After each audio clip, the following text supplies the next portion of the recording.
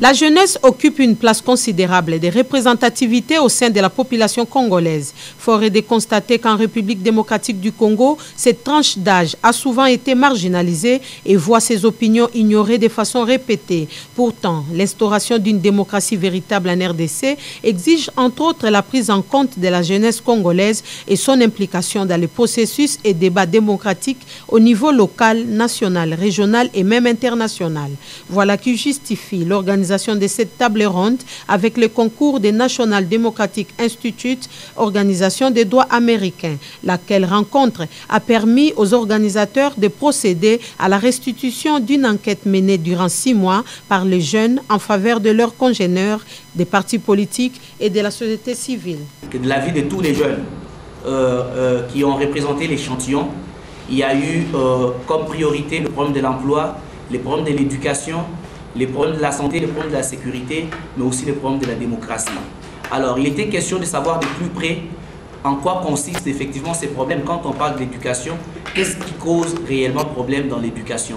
Quand on parle de l'emploi, qu'est-ce qui cause réellement problème dans ce qui concerne l'emploi? Encore une fois, après avoir fait une étude comparative de 2 rapports, parce qu'en fait l'enquête a été faite en 2 temps, nous avons trouvé qu'il y avait une similitude entre les 2 enquêtes, c'est-à-dire le problème persiste.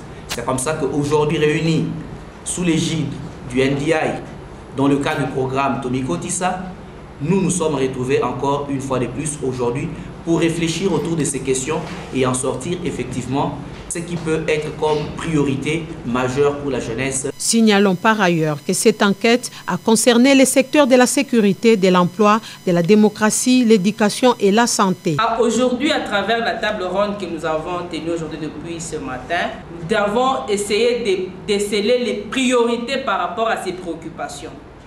C'est ainsi que nous avons trouvé que dans l'éducation, par exemple, la priorité serait une éducation de qualité.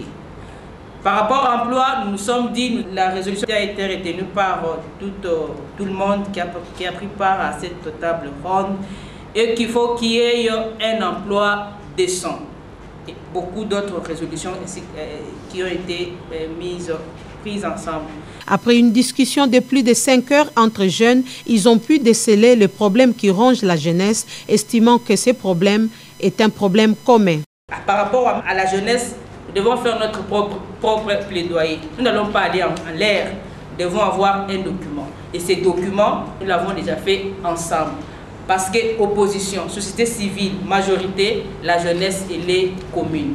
Aussi, nous allons localiser, en fait, orienter notre action acquis des droits. C'est-à-dire, quand on fait un plaidoyer, on sait qu'en telle matière, on peut contacter effectivement tels qui sont décideurs en face de nous et comment on peut, de façon concertée, arriver à obtenir, à toucher ce qu'il faut toucher pour effectivement avoir des solutions par rapport à nos problèmes. Juste après la table ronde, les participants étaient en face de la presse pour échanger sur les solutions envisagées concernant notamment les problèmes de la jeunesse afin de sortir un agenda commun capable d'être défendu lors des débats politiques. Il n'y a pas d'hôpitaux pour l'opposition et d'hôpitaux pour la majorité. Il n'y a pas des universités des opposants, des universités de la majorité. Nous sommes ici ensemble pour prioriser les problèmes qui concernent la jeunesse congolaise en son entièreté. Et quand vous demandez, on va mettre ça, on va rester dans un salon climatisé comme ça, j'ai dit non, mais le temps est opportun, et plus que même opportun. Nous sommes à la veille des élections. Vous savez que la majorité des électeurs sont des jeunes. La majorité même des candidats sont des jeunes. Le Congo a soutenu une participante, était bien commun. Nous unissons pour un idéal commun, le développement du Congo, le développement de la RDC.